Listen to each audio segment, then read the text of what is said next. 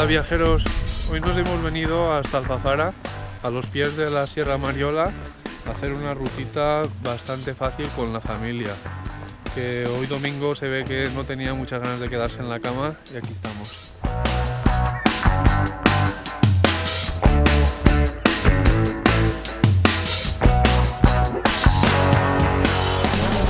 Esto es lo mejor de toda la ruta.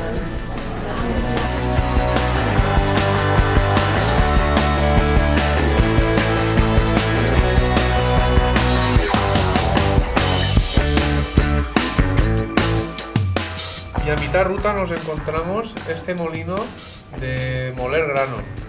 Ahí está el pesebre, que se ve que es donde dormía el animal, y aquí está, pues no sé cómo funcionaría antiguamente, pero le daba vueltas y molía el grano.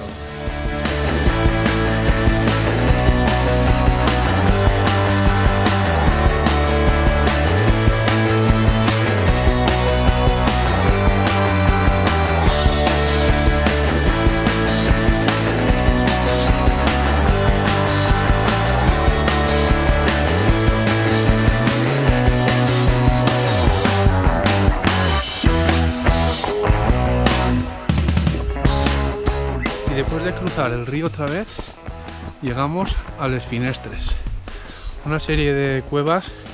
No sé si las utilizarían para vivir antiguamente o para guardar alimentos. Aquí las tenéis.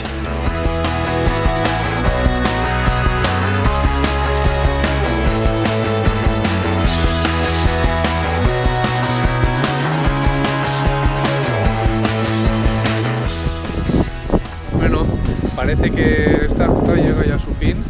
Hemos llegado ya a la ermita, que es donde hemos salido